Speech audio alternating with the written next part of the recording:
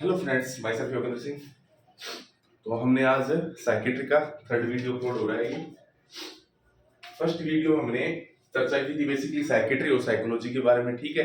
उसके बाद में साइकेट्री साइकोलॉजी के बारे में हमने अध्ययन किया। उसके बाद में मैंने बताया था आपको कि साइकेट्री के किस उस वर्ड है वो किसने कॉइन किया था, ठीक है। तो ये सभी चीजें मैंने आपको बता दी थी। उसके बाद में जो सेकंड वीडियो था उसमें अपने मिसकंसेप्शन पढ़े थे भी, कौन कौन सी गलत अवधारणाएं होती है मेंटल इल पर्सन के प्रति, ठीक है। उसके बाद में हमने इसके बाद हमने साइकोलॉजी के बारे में पढ़ा था ना। साइकोलॉजी के अंदर हमने क्या पढ़ा था दोस्तों?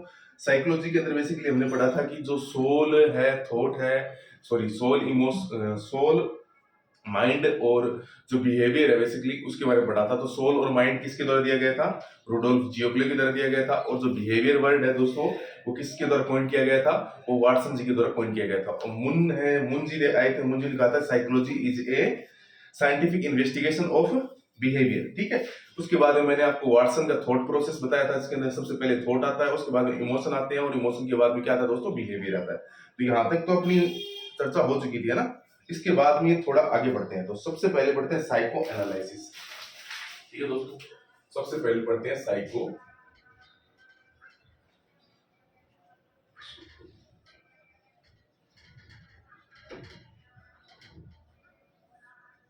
Psycho analysis. साइको एनालिसिस का मतलब क्या होता है दोस्तों? Study of past life experience, यानी study of past life experience, यानी पास्ट लाइफ के आपके जो एक्सपीरियंस है उसकी स्टडी करना ही क्या कहलाता है दोस्तों? साइको एनालिसिस कहता है। साइको एनालिसिस, एनालिसिस का मतलब आप समझ रहे हो क्या? एनालिसिस हो गया, एनालिसिस हो गया, ठीक है। एक अपना परसेप्शन हो गया, परसेप्शन हो गया, ठीक है, ठीक है। तो ये सभी चीजें मतलब इनका जो मीनिंग होता है ना दोस्तों वो एक ही निकलता है ना, साइकोलॉजिस, परसेप्शन, एनालिसिस, ठीक है। तो वैसे study of past life experience is called क्या होता है? Psycho analysis. साइको एनालिसिस में क्या करते हैं कि जो पास्ट एक्सपीरियंसेस होते हैं, जैसे कोई पर्सन है उसको हम बिठाएंगे और उसको पास्ट लाइफ के उसके जो एक्सपीरियंस है उसको हम क्या करेंगे, उसको मतलब उसको पास्ट लाइफ के एक्सपीरियंस जानने की कोशिश करेंगे। इसी प्रक्रिया को क्या कहते हैं दोस्तों? साइको एनालिसिस प्रक्रिया कहते हैं, ठीक है। इसको क्या कहते हैं दोस्तों? साइको एनालिसिस प्रक्रिया कहते हैं। तो सिगमंड फ्रूड है वो फादर ऑफ साइको एनालिसिस है। सिगमंड फ्रूड,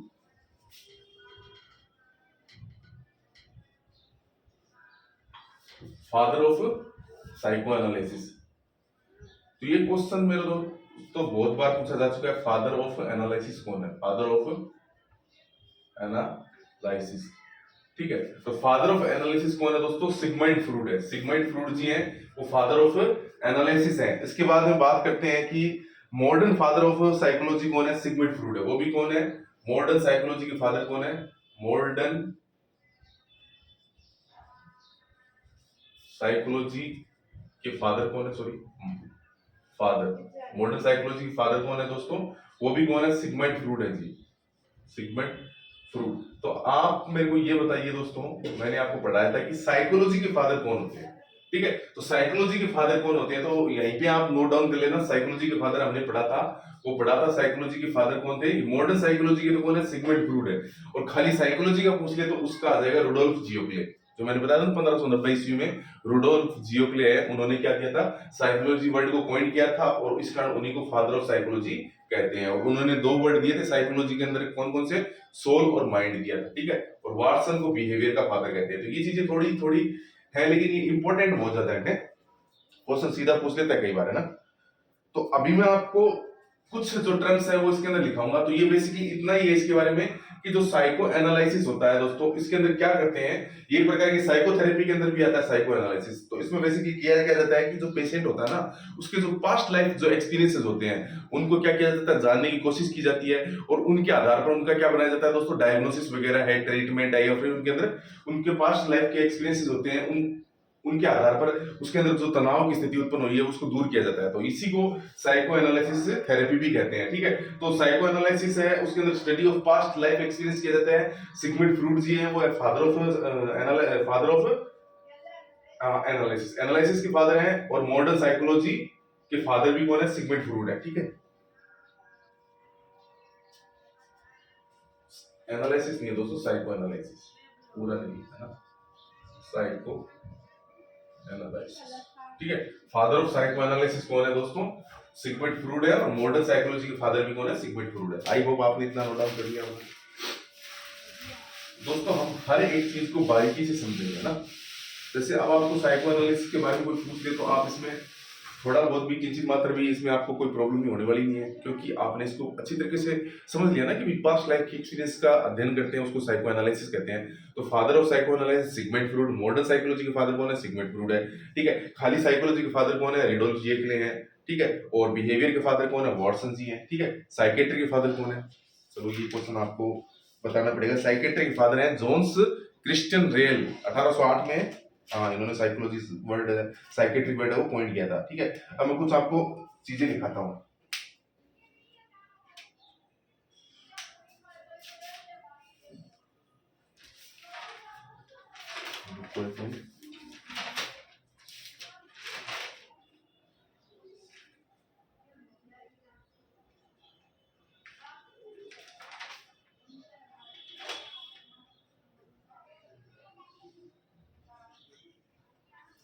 सॉरी, साइकोलॉजी के फादर है वो कौन है?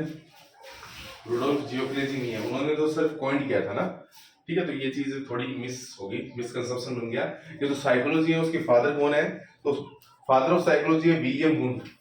तो कुछ टर्म है वो मैं आपको लिखा रहा हूँ, ठीक है। तो स्टार लगा के आप टर्म लिख लेना। सबसे पहले है father of psychology, father of psychology, ठीक है। फादर ऑफ साइकोलॉजी कौन है? तो जो मैंने बताया था अभी वो नहीं है, है ना। उन्होंने तो क्या किया था? पॉइंट किया था, यानी उनको दिया था साइकोलॉजी वर्ड को, ठीक है। किसने दिया था? रुडोल्फ जियोक्लेजी ने, ठीक है। तो फादर ऑफ साइकोलॉजी है दोस्तों विलियम वुंड, विलियम, ठीक है। विलियम वुंड कौन है दोस्तों?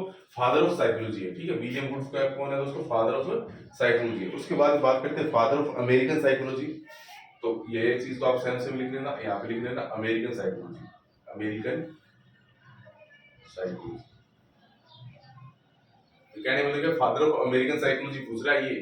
फादर ऑफ अमेरिकन साइकोलॉजी कौन है दोस्तों? फादर ऑफ अमेरिकन साइकोलॉजी है दोस्तों विलियम्स जेम्स, विलियम्स जेम्स। तो ये चीज थोड़ा ध्यान रखना, विलियम जेम्स, जो जेम्स खाने वाली आती है ना उसके आधार पर याद कर लेना कि अमेरिकन साइकोलॉजी के फादर कौन है दोस्तों?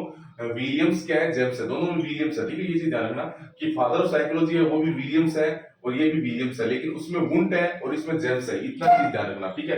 अमेरिकन है, अमेरिका में क्या चलती है? जेम्स ज्यादा चलती है। तो ऐसे याद कर लो कि जो अमेरिकन साइकेट्रिक के जो फादर है वो क्या है? विलियम्स जेम्स है, और खाली साइकोलॉजी के फादर कौन है? वो विलियम वुंट है, ठीक है। ये दो की पॉइंट हो गया आपके। Father of development psychology, father of development psychology, father of development psychology, father of development psychology कौन है दोस्तों? इरिक इरेक्सन, थोड़ी स्पेलिंग सही लिखनी पड़ेगी, इरिक, सॉरी, इरिक इरेक्सन, ठीक है। तो इरिक इरेक्सन जी क्या है दोस्तों? फादर ऑफ डेवलपमेंट साइकोलॉजी, यानी विकासशील जो साइकोलॉजी है, मनोविज्ञान है, उसके जो फादर है वो कौन है दोस्तों? इरिक इरेक्सन है, ठीक है। और साइकोलॉजी वर्ड कॉइन्ड बाय, तो ये तो आपको मैंने बता ही दिया था, साइकोलॉजी वर्ड कॉइन्ड बाय, किसने कॉइन किया था दोस्तों? रुडोल्फ, रुडोल्फ जियोक्ले, ठीक है। तो ये चीज तो अपनी होगी, ये चीज आप नोट डाउन कर लीजिए, ठीक है। फादर ऑफ साइकोलॉजी की बात करें तो विलियम वुंड है, और फादर ऑफ अमेरिकन साइकोलॉजी की बात करें तो विलियम जेम्स है, और फादर ऑफ डेवलपमेंट साइकोलॉजी की बात करें तो दोस्तों इरिक इरेक्शन है, और साइकोलॉजी वर्ड है वो पॉइंट किसके द्वारा किया गया था? तो रुडोल्फ जियोक्ले जी के द्वारा इसको पॉइंट किया गया था। और फादर ऑफ कॉग्निटिव थेरेपी की बात करें, फादर ऑफ कॉग्निटिव थेरेपी, तो यहीं पे लिख दो क्योंकि इंपॉर्टेंट चीज है, ये क्वेश्चन सीधे सीधे पूछते हैं दोस्तों। फादर ऑफ कॉग्निटिव थेरेपी, आगे हम पढ़ेंगे थेरेपी आती है कॉग्निटिव बिहेवियर थेरेपी, जिसको सीबीटी कहते हैं ना। फादर ऑफ कॉग्निटिव थेरेपी, ठीक है। कौन है इसके father of cognitive therapy? Jean Piaget, gene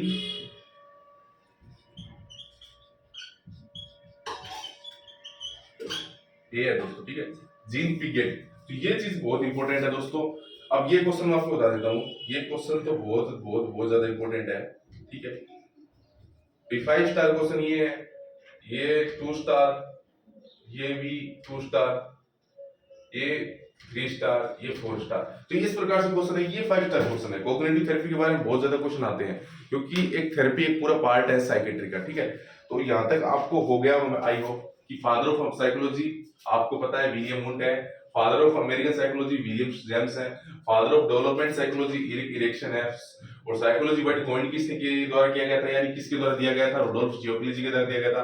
father of cognitive therapy, यानी कोग्निटिव थेरेपी जो आगे पढ़ेंगे उसके कौन है दोस्तों, जीन पिगेट है, ठीक है। आई होप इतनी टर्म्स तो आपको समझ में आ ही गई होगी।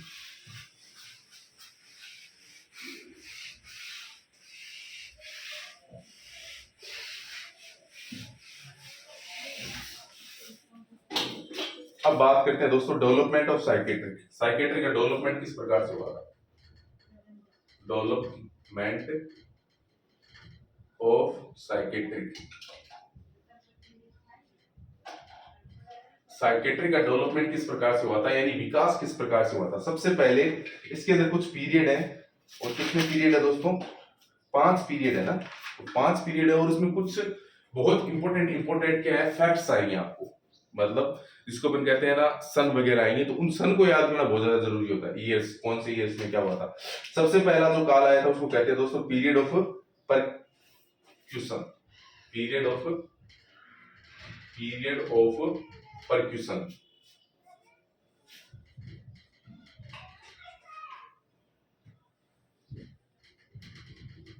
पीरियड ऑफ परक्यूशन का समय आया था सबसे पहले कौन सा आया था दोस्तों, पीरियड ऑफ परक्यूशन आया था। इसमें क्या था कि mental illness occur due to black spirit.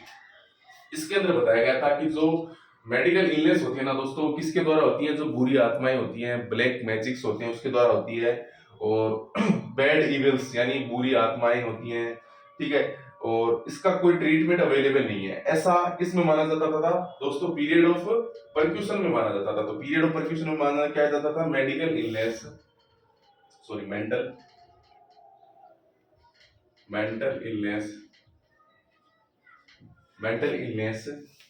Occur due to black magic, ठीक है, black magic, black spirit,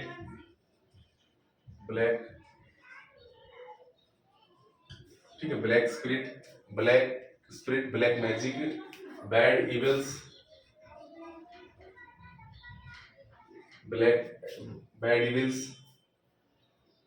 and there are no treatment,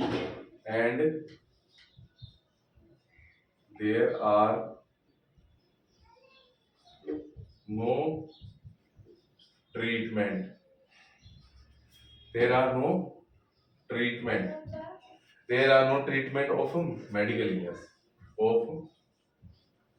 mental illness, ठीक है। तो पीरियड ऑफ परक्यूशन इसके अंदर क्या माना जाता था कि जो मेंटल इलनेस होती है यानी मानसिक समस्याएं होती हैं, उसका जो कारण होता है वो क्या होते हैं, बुरी आत्माएं होती हैं, काला जादू होता है, ठीक है, भूत प्रेत होते हैं, ऐसा माना जाता था किसमें, पीरियड ऑफ परक्यूशन में। और कहा जाता था इसका कोई ट्रीटमेंट नहीं है, ठीक है, तो इसका कोई ट्रीटमेंट नहीं है, ये किसमें कहा जाता था, पीरियड ऑफ परक्यूशन में कहा जाता था, ठीक है। उसके बाद में जैसे जैसे समय बदला दूसरा काल आया, जिसको क्या कहते हैं दोस्तों, पीरियड ऑफ सिग्रेशन, GREGATION,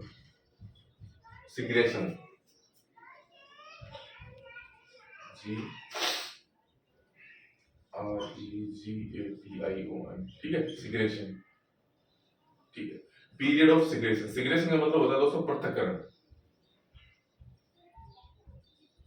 ठीक है। इसमें क्या किया था कि जो मरीज होता था ना उसको क्या किया जाता था, पृथक किया जाता था, नाम से पता चलता है पीरियड ऑफ सिग्रेशन का मतलब होता है पृथक्करण। यानी इसमें क्या किया जाता था कि जो पेशेंट होते थे ना, साइकेट्रिक पेशेंट, उनको क्या किया जाता था, जो स्वस्थ पर्सन होता था उससे अलग रखा जाता था, ठीक है। ऐसा माना जाता था कि इसको प्रॉब्लम हो सकती है दूसरे पर्सन से। तो isolate the mental ill person from mental healthy person, ठीक है। तो इसमें क्या किया जाता था, isolate the mental illness person, mental illness person,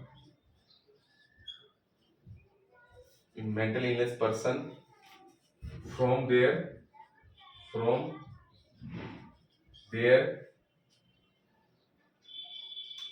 from mental healthy person।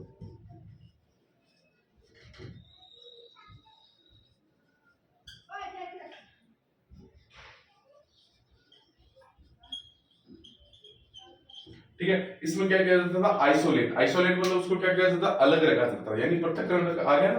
तो पृथक किया जाता था mentally illness person, mentally ill जो बीमार होता था उसको मेंटली हेल्दी पर्सन था उससे क्या जाता था, उससे दूर रखा जाता था, ठीक है। और isolate the mental ill person from their house and put in asylum, इसी के अंदर असाइलम का जिक्र आया था, ठीक है। इसी के अंदर असाइलम का जिक्र आया था। तो इसमें देखो एक चीज और लिख दो आप कि इसमें क्या जाता था कि असाइलम में उसको रखा जाता था, ठीक है। तो असाइलम है यानी उसको क्या किया जाता था, घर से दूर रखा जाता था, और असाइलम, असाइलम में उसको रखा जाता था, यानी isolate the mental ill person from mental healthy person and put down asylum, asylum में उसको क्या रखा जाता था। ये पीरियड ऑफ सिग्रेशन का काम था, ठीक है। इसके बाद में फर्स्ट असाइलम कब था, तो फर्स्ट असाइलम यहाँ पे लिख देता हूं मैं थोड़ा सा, फर्स्ट असाइलम तेरे नाम फिल्म लिखी हुई है, उसके अंदर सेम जो ट्रीटमेंट होता था वो आगे फॉलो होता है, ठीक है। फर्स्ट असाइलम था उसको, उसका नाम था, वो कब शुरू हुआ था दोस्तों, फर्स्ट असाइलम है दोस्तों वो 1247 में शुरू हुआ था ना, 1247 में शुरू हुआ था। उसका नाम था बेथलम असाइलम, ठीक है। उसका नाम क्या था, बेथलम असाइलम, BATHY,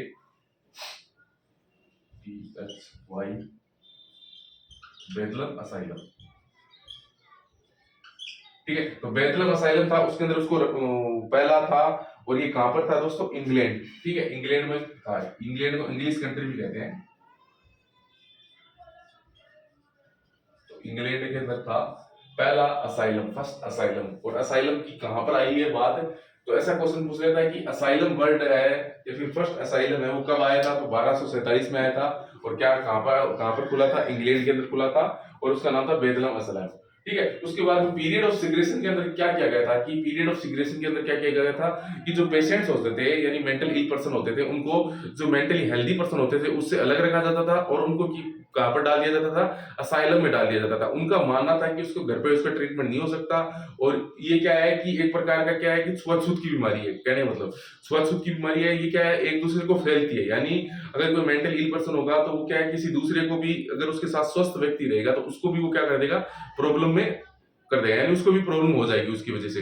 तो ऐसा माना जाता था इस पीरियड के दौरान, तो इस कारण इसको पृथक्करण का पीरियड भी कहा गया है। इसके अंदर बेसिकली यही किया जाता था कि उनको जो मेंटली इल पर्सन होते थे उनको असाइलम में डाल दिया जाता था, और उनको वहीं पे ट्रीटमेंट होता था, और घर पर उनको नहीं रखा जाता था ना, उनको घर से पृथक किया कर दिया जाता था। तो और 1247 के अंदर फर्स्ट असाइलम खुला था जिसका नाम था बेथलम असाइलम, ठीक है। तो ये दो पीरियड आपको समझ में आ गए। पीरियड ऑफ परक्यूशंस में तो ऐसा माना जाता था कि जो मेंटली इल पर्सन होते हैं उसको वो कोई एक बीमारी नहीं है, और ये मतलब इसका कोई ट्रीटमेंट भी नहीं है, ठीक है। ये क्या है, भूत प्रेत का साया है या फिर बुरी आत्माओं का प्रभाव है, ठीक है। और क्या है, ब्लैक मैजिक वगैरह ये सब चीजें मानी जाती थी फर्स्ट पीरियड के अंदर, ठीक है। अब बात करते हैं कि जैसे जैसे धीरे धीरे आप आगे बढ़ोगे तो वैसे वैसे पीरियड आते रहेंगे। तो ये दो पीरियड आपको अच्छी तरह समझ में आ गए।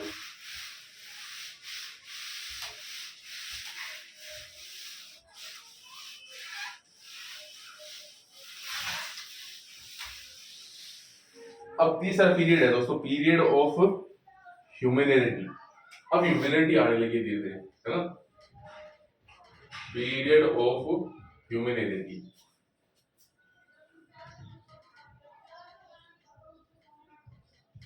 यानी ह्यूमैनिटी का पीरियड आ गया था, पीरियड ऑफ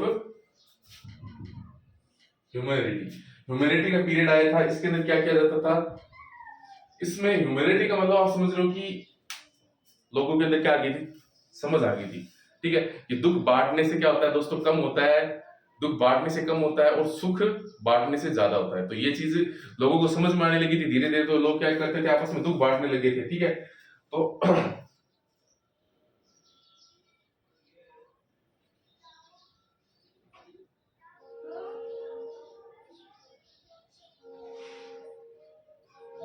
तो ये बेसिकली जो पीरियड ऑफ इम्यूनिटी है, इसको किसके द्वारा, वैज्ञानिक के द्वारा दिया गया था। वैज्ञानिक का नाम आपको बहुत ज्यादा याद रखना है। वैज्ञानिक क्या, साइंटिस्ट थे एक प्रकार के, ठीक है। फिलिप्स पेनेल, इनका नाम पहले भी आया हुआ है, फिलिप्स पेनेल, ठीक है। फिलिप्स पेनेल ने ये चीज बताई थी कि भाई आप जो पेशेंट होते हैं ना दोस्तों, उसको क्या करो, पेशेंट को क्या करो कि खोल दो, उसकी जंजीरों में बांधने की जो पहले थी ना कि पृथक कर दिया जाता था, जंजीरों से बांध दिया जाता था, तो ऐसा मत करो, ठीक है। रिमूव रिस्ट्रिक्शंस यानी जंजीर, इन्होंने क्या कहा था, रिमूव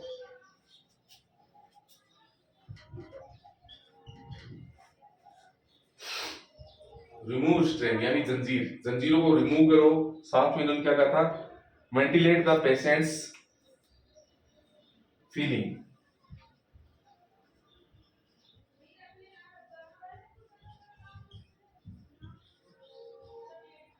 तो इन्होंने ऐसा कहा था, किसने, फिलिप्स पेनेल ने कहा था। तो फर्स्ट साइकेट्रिक वर्ड कोइन भी किसके द्वारा किया गया था, पता है आपको। थोड़ी सी हिस्ट्री बता देता हूँ पीछे की। फिलिप्स पेनेल का पहले नाम आ चुका है दोस्तों, है ना, इसलिए मेरे को बताना बहुत जरूरी हो जाता है। फादर ऑफ साइकेट्रिक नर्सिंग की अगर बात करें तो वो कौन थे, फिलिप्स पेनेल थे, ठीक है। फादर ऑफ, इनका यहाँ पे लिखना फादर ऑफ साइकेट्रिक नर्सिंग, ठीक है। तो ये चीज आपको याद रहेगी। और पीरियड ऑफ इम्यूनिटी के अंदर किसने, फिलिप्स पेनेल ने बताया था कि जो पेशेंट होते हैं उसकी जंजीरों को खोल दो और उसके साथ मानवतापूर्ण व्यवहार करो, उसकी फीलिंग्स को समझो, यानी इसको समझो कि भाई ये कहना क्या चाह रहा है, भाई कहना क्या है, इसको परेशानी क्या है, इसकी चीजों को समझो, इसको क्या प्रकार की फीलिंग्स आ रही है, क्योंकि वो भी परेशान है बंदा, ठीक है। इसके अंदर ह्यूमैनिटी आ गई, यानी मानवता की भावना जागृत हो गई थी, ठीक है। मोरल थेरेपी भी कहते हैं इसका, इसको क्या कहते हैं दोस्तों, मोरल थेरेपी भी इस काल में ही दी गई थी, मोरल थेरेपी। मोरल का मतलब क्या होती है, मौलिक थेरेपी, यानी इनको भी कुछ अधिकार होने चाहिए, इनकी इनकी भी सुनवाई करनी चाहिए, इनकी परेशानी को भी समझना चाहिए, ठीक है। आई होप ये प्रॉब्लम ही है कोई प्रकार की, ठीक है। लेकिन पहले मानते थे कि ये भूत प्रेत का साया है, फिर कहने लगे कि इसको दूर रखो, ये तो ये छुआछूत की बीमारी है। अब धीरे धीरे ह्यूमैनिटी आने लगी, तो इन्होंने फिलिप्स पेनेल ने कहा था कि आप इसको समझो, ठीक है। मोरल थेरेपी दी थी उन्होंने, ठीक है। तो नो वायलेंट, इस मोरल थेरेपी के अंदर क्या किया था, no violent and no medical therapy, ठीक है। नो वायलेंट यानी किसी प्रकार का वायलेंट नहीं है, no violent and no medical treatment, ठीक है। किसी प्रकार का मेडिकल ट्रीटमेंट नहीं दिया जाता था, खाली उसको सुना जाता था कि भाई आप क्या प्रॉब्लम है, आपको क्या समस्या है, इस चीज को खाली देखा जाता था किसके अंतर्गत, मोरल थेरेपी में। तो पीरियड ऑफ इम्यूनिटी है, इसके अंदर क्या किया गया था कि जो भी प्रकार की जंजीरें हैं उनसे मुक्त कर दिया जाए और उसकी फीलिंग्स को समझा जाए और उसके बातचीत करके उसके मन में क्या द्वंद्व चल रहे हैं, क्या कॉन्फ्लिक्ट चल रहे हैं, उसको समझा जाए। ये फिलिप्स पेनेल ने बताया था, ठीक है। और इन्होंने मोरल थेरेपी दी थी। मोरल थेरेपी में क्या कहता था, no violence and no medical treatment, ठीक है। इसके बाद में बात करते हैं फादर ऑफ मोरल थेरेपी की बात करें तो फिलिप्स पेनेल है। फादर ऑफ मोरल थेरेपी की बात करें, फादर ऑफ मोरल थेरेपी की अगर बात करें तो वो भी कौन है दोस्तों, फिलिप्स पेनेल है। कौन है, फिलिप्स पेनेल, ठीक है। फिलिप्स पेनेल है जो कि साइकेट्रिक नर्सिंग के भी फादर हैं, मोरल थेरेपी के फादर हैं। और इन्होंने पीरियड ऑफ इम्यूनिटी के अंदर क्या बताया था कि रिमूव करो आप जंजीरों को और व्यक्ति की फीलिंग्स को समझो, ठीक है। Father of moral modern psychiatry की अगर बात करें तो वो भी कौन है दोस्तों, फिलिप्स पेनेल है, ठीक है।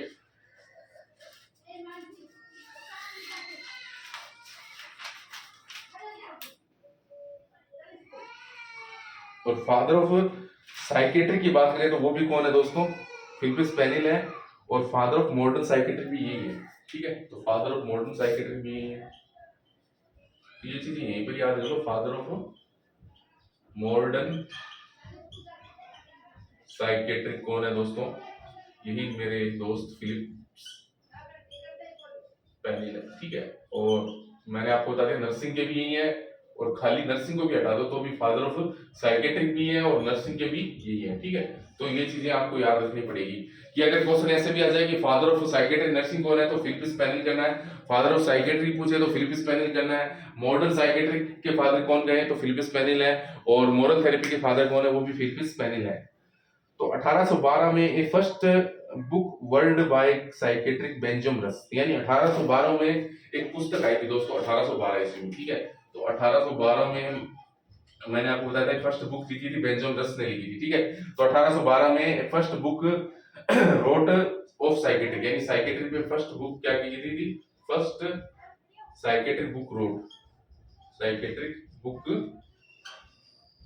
यानी रोट की गई थी, किसके द्वारा की गई थी दोस्तों, बेंजामिन रस के द्वारा की गई थी, हमने पढ़ा था बेंजामिन रस। और यही कौन है, अमेरिकन साइकेट्रिक के फादर है ना, अमेरिकन साइकेट्रिक के फादर कौन है, बेंजामिन रस है, ठीक है। बेंजामिन रस जो मैं आपको पहले बता चुका हूँ, father of American psychiatric doctor Benjamin रस है, ठीक है। और इन्होंने ही क्या की थी, फर्स्ट बुक लिखी थी साइकेट्रिक के ऊपर, जो कि 1812 ईस्वी में लिखी थी दोस्तों, 1812 ईस्वी में लिखी थी। और फादर ऑफ अमेरिकन साइकेट्रिक की बात करें, ठीक है, तो भी यही है, फादर ऑफ अमेरिकन साइकेट्रिक की बात करें तो कौन है दोस्तों, बेंजामिन रस है, जो कि मैं पहले लिखा चुका हूं। और उसके बाद में अगर बात करें अगली कि modern of mother of psychiatric की बात करें तो ये भी थोड़ा सा लिखने वाली चीज है, तो इसको एक बार यहाँ पे लिख दो,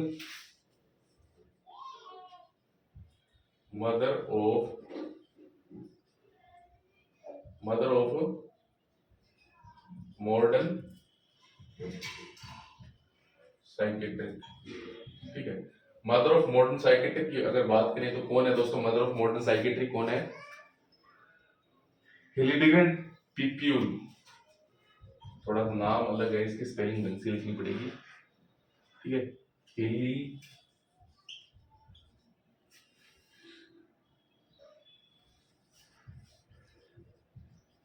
हिल्डेगार्ड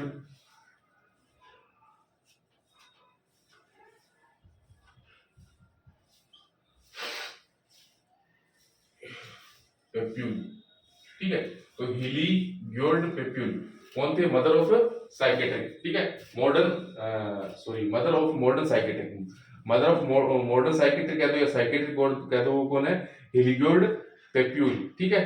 तो ये यहाँ तक आ गया था 1812 के अंदर फर्स्ट साइकेट्रिक बुक लिखी गई थी, ठीक है। फादर ऑफ मॉडर्न साइकेट्रिक मैंने बता दिया, फादर ऑफ मोरल थेरेपी बता दिया, ठीक है। तो ये सभी चीजें मैंने आपको बता दी, ठीक है। अब बात करते हैं अगले पीरियड की, पीरियड है number 4।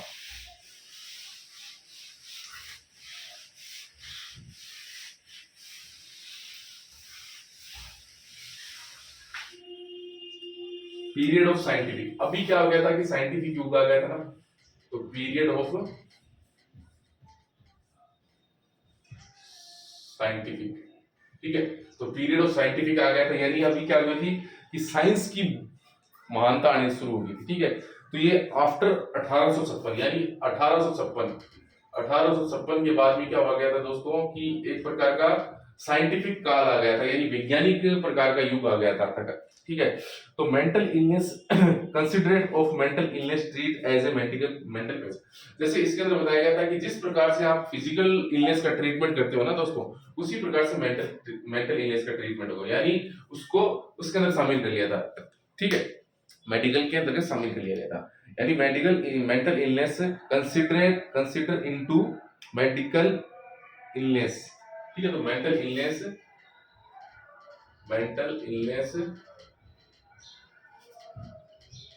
Consider into medical illness, यानी मेडिकल इलनेस में मेंटल इलनेस को क्या कर दिया था, कंसिडर कर दिया गया था, और treat as a medical patient, और treat as a medical patient, यानी मेडिकल पेशेंट्स की तरह उसको क्या किया जाना चाहिए, ट्रीट किया जाना चाहिए, ये भी इसने बता दिया गया था। यानी mental illness consider into medical illness और treat as a medical patient, उसको मेडिकल पेशेंट की तरह क्या किया जाना चाहिए, ट्रीट किया जाना चाहिए, ऐसा भी बता दिया गया था, ठीक है। तो इसके अंदर साइंटिफिक युग आ गया था, यानी इसके अंदर क्या किया गया था, उसको ट्रीटमेंट देना शुरू कर दिया गया था, ठीक है। और 1927 के अंदर second develop first insulin shock therapy. तो सबसे पहले 1927 के अंदर क्या आई थी दोस्तों, इसके अंदर सन याद रखना, 1927 में आई थी insulin shock therapy. Insulin shock therapy. ये बहुत इंपॉर्टेंट क्वेश्चन आपको बता रहा हूँ दोस्तों, ये इंपॉर्टेंट क्वेश्चन, आप इसको 5 स्टार लगा लेना, ठीक है। तो 1927 में क्या आई थी दोस्तों, इंसुलिन शॉक थेरेपी। इसको दोस्तों कई बार क्या है इस प्रकार से पूछ लेते हैं, IST क्या होती है, इंसुलिन शॉक थेरेपी होती है, 1927 में आई थी, ठीक है। इसके अंदर क्या किया जाता था, इंसुलिन देकर पेशेंट्स को क्या किया जाता था, कोमा वाली स्टेट में लेके जाया जाता था, और उससे ब्रेन के अंदर जितनी भी प्रकार की जो नेगेटिव थिंकिंग है या फिर किसी प्रकार का उसके अंदर कोई पास्ट लाइफ एक्सपीरियंसेस होते हैं तो उसको जाना जाता था इंसुलिन शॉक थेरेपी के अंदर, ठीक है। हाँ, और इसको डेवलप किसने किया था,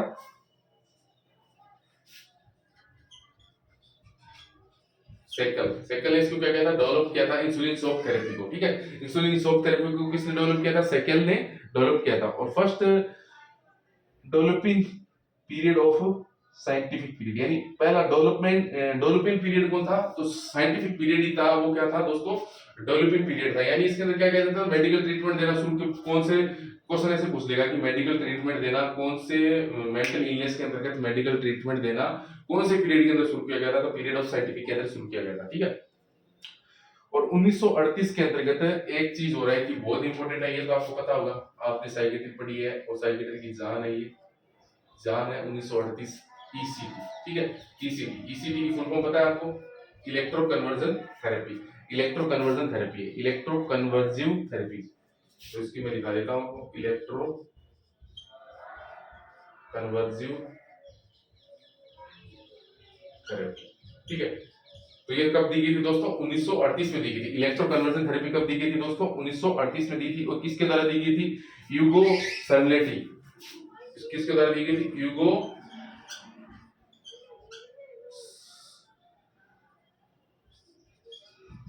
सर्लेटी, और किसके द्वारा दी गई थी, यूगो सर्लेटी and ल्यूकिनो Beni.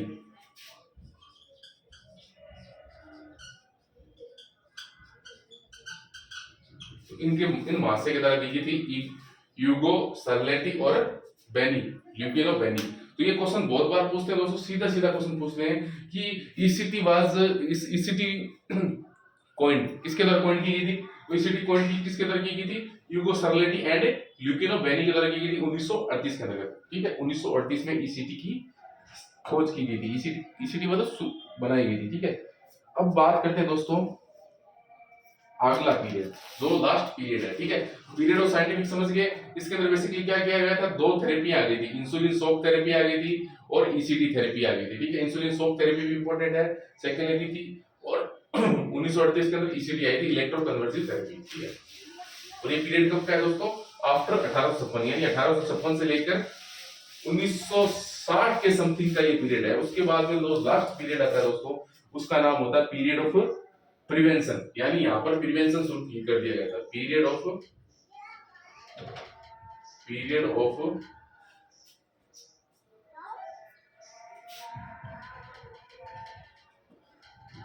Preventive, period of prevention. Prevention के अंदर क्या किया गया था, पीरियड ऑफ प्रिवेंशन के अंदर क्या किया गया है, तो 20वीं सेंचुरी होती है, यानी after 1960, after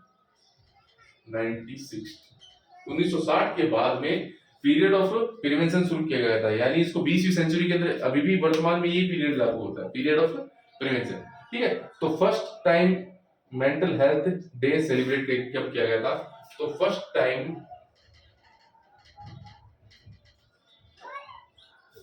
mental health day कब सेलिब्रेट किया गया था दोस्तों, 1960 में सेलिब्रेट किया गया था।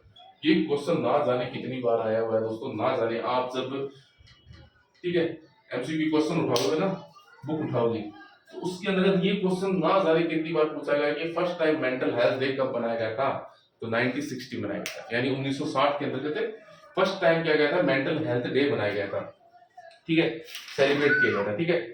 और मेंटल हेल्थ ईयर पूछ ले तो भी यही है, mental health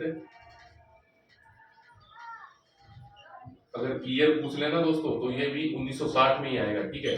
mental health year पूछ ले तो वो भी 1960 में आएगा। इसके अलावा क्या है दोस्तों, मेंटल हेल्थ डे पूछ ले मेंटल हेल्थ डे अगर पूछ ले तो वो 10 अक्टूबर को आता है दोस्तों, ठीक है। तो 10 अक्टूबर को हमने क्या बनाते हैं दोस्तों, मेंटल हेल्थ डे बनाते हैं 10 अक्टूबर को, ठीक है। क्या बनाते हैं दोस्तों, 10 अक्टूबर को हम क्या करते हैं, मेंटल हेल्थ डे बनाते हैं। अब इसके बाद थोड़ा सा पार्ट है वो थोड़ा अलग है, जो हम नेक्स्ट वीडियो में करेंगे। तो आज हमने जो period and development of psychiatric पढ़ा, उसमें आपको कोई किसी प्रकार की दिक्कत है क्या, तो मैं आपको शुरू से जो है फर्स्ट से मैं आपको बता देता हूँ कि कौन कौन सा इसमें हमने हम चीजें पढ़ी। सबसे पहले पढ़ा था दोस्तों पीरियड ऑफ परक्यूशन। परक्यूशन के अंदर माना जाता था कि जो मानसिक समस्याएं होती है ना दोस्तों, वो क्या होती है, बुरी आत्माओं का प्रभाव होती है, ठीक है, बैड इविल्स का प्रभाव होती है, ठीक है, ब्लैक मैजिक का प्रभाव होती है, ठीक है। तो इस प्रकार का ऐसा माना जाता था, इसलिए इनका उसका कोई ट्रीटमेंट नहीं है ऐसा मान लिया जाता था, ठीक है। और पेशेंट को क्या किया जाता था उनको मारा जाता था, तरह तरह की उसके अंदर भी क्या होते थे, उनको मार पिटाई की जाती थी, ठीक है, और उनको मार दिया जाता था बेसिकली, ठीक है। तो मेंटली इल पर्सन होता था उसको मार दिया जाता था, ऐसी इसमें प्रथाएं चलती थी। दूसरा है दोस्तों पीरियड ऑफ सेग्रेशन। सेग्रेशन के अंदर क्या बताया था मैंने, पृथक्करण का पीरियड था। यहाँ पर क्या किया जाता, पृथक करने लगे, यानी जो मेंटल हेल्थी पर्सन होता है और मेंटल इल पर्सन है, उनको दोनों को पृथक किया जाता था, और जो मेंटल इल पर्सन होता था दोस्तों उसको असाइलम में भेज दिया जाता था, यानी पागलखाने में भेज दिया जाता था। अभी तो असाइलम बंद हो गया, ठीक है। तो फर्स्ट असाइलम था वेदलम असाइलम, 1247 ईस्वी में बना था इंग्लैंड के अंदर, ठीक है। तो वहां पर भेज दिया जाता था। और इसके अंदर एक, हाँ ठीक है, इसमें ये किया जाता था। फिर बात आई दोस्तों, तीसरा पीरियड है दोस्तों पीरियड ऑफ ह्यूमैनिटी। ह्यूमैनिटी के अंदर क्या किया था, मानवता आने लगी थी। इसमें फिलिपिस पैनल थे ना, उन्होंने क्या किया था कि एक मोरल थेरेपी दी थी, जिसके अंदर क्या कहा गया था कि नो वायलेंट, किसी प्रकार का उसका वायलेंट नहीं करना, किसी प्रकार का आपको उसको मेंटली इल पर्सन पर अत्याचार नहीं करना, साथ ही किसी प्रकार का उसको मेडिकल ट्रीटमेंट जो भी है वो नहीं देना चाहिए। क्योंकि पुराने समय में क्या किया जाता था, गर्म करके जो सरियों वगैरह होते थे वो दाग दिए जाते थे, इस प्रकार से ट्रीटमेंट किया जाता था। उससे कहते थे कि बुरी आत्माएं हैं वो भाग जाएंगी। ऐसे मतलब बहुत अमानवतापूर्ण व्यवहार किए जाते थे मेंटली इल पर्सन के साथ। तो धीरे धीरे जैसे जैसे डेवलपमेंट हुआ साइकेट्री का, तो वैसे वैसे आगे आगे मतलब साइंटिफिक युग आने लग गया, ठीक है। इसके बाद फादर ऑफ मॉरल थेरेपी मैंने आपको बता दी, फिलिपिस पैनल है। फादर ऑफ मॉडर्न साइकेट्री भी यही है, फादर ऑफ साइकेट्री भी यही है फिलिपिस पैनल। और 1812 में जो फर्स्ट बुक लिखी थी साइकेट्री के ऊपर, वो किसने लिखी थी, बेंजामिन रस ने लिखी थी, डॉक्टर बेंजामिन रस ने लिखी थी। और डॉक्टर बेंजामिन रस को ही अमेरिकन साइकेट्री का क्या कहा जाता है दोस्तों, अमेरिकन साइकेट्री का क्या कहा जाता है, फादर कहा जाता है। मदर ऑफ साइकेट्री का वो क्या है, हिलगर्ड पेपिलवे। और पीरियड ऑफ साइंटिफिक, अगला चौथा पीरियड आया था पीरियड ऑफ साइंटिफिक। तो इसमें साइंटिफिक यानी वैज्ञानिक आ गया था, ये आफ्टर 1856 यानी 1856 के बाद में शुरू हुआ था। इसमें क्या किया जाता था कि जो मेडिकल इलनेस होती है उसको consider into medical mental illness consider into medical illness, यानी मेडिकल इलनेस और ट्रीटमेंट भी उसको देना शुरू कर दिया गया था, ठीक है। और 1927 में एक थेरेपी आई थी इंसुलिन सेप थेरेपी, ठीक है। और उसको किसने दिया था, सेकल ने दिया था, ठीक है। और 1938 के अंदर एक थेरेपी आई थी ईसीटी इलेक्ट्रो कन्वर्जिव थेरेपी, इसको किसने दिया था, यूगो सेडलेटी और बेनी ने दिया था, ठीक है। उसके बाद में पीरियड ऑफ प्रिवेंशन आया, जो कि अभी शुरू हो चुका है, मतलब शुरू अभी जो चल रहा है वो पीरियड ऑफ प्रिवेंशन चल रहा है, यानी 1960 के बाद में शुरू हो गया था। 1960 को ही क्या बनाते थे, first mental health day celebrate किया गया था। और मेंटल हेल्थ ईयर भी यही है 1960, और मेंटल हेल्थ डे 10 अक्टूबर को शुरू किया गया था, यानी 10 अक्टूबर को मनाया जाता है, ठीक है। आई होप आपको इसमें कोई दिक्कत नहीं होगी, ठीक है। और इससे पहले हमने क्या पढ़ा था, तो साइको एनालिसिस के बारे में पढ़ा था। साइको एनालिसिस क्या होती है, study of past life experiences है कॉल्ड साइको एनालिसिस। सिगमुंड फ्रॉइड ने दी थी साइको एनालिसिस, बहुत बार पूछते हैं फादर ऑफ साइको एनालिसिस है उसके कौन है, तो सिगमुंड फ्रॉइड है। और मॉडर्न फादर ऑफ साइकोलॉजी कौन है, सिगमुंड फ्रॉइड है, वो भी कौन है, सिगमुंड फ्रॉइड है। और साइकोलॉजी की अगर बात करें तो उसके फादर कौन है दोस्तों, तो father of psychology Williams Wundt है, और father of American psychology Williams James है, ठीक है। और father of development psychology Eric Erikson है, और साइकोलॉजी वर्ड पॉइंट किसने किया था, रुडोल्फ जियोफ ने किया था। और father of cognitive therapy Jean Piaget है। तो इतना मैंने आपको आज पढ़ा दिया। आई होप आपको ये चीज समझ में आएगी। और अगर ये चीज आपको अच्छी लग रही है, तो आपको कोई चीज समझ में भी नहीं आ रही है, तो आप उसमें कमेंट बॉक्स में लिख दीजिए, अच्छी लग रही है तो भी लिख दीजिए, बुरी लग रही है तो भी लिख दीजिए। Okay, thank you.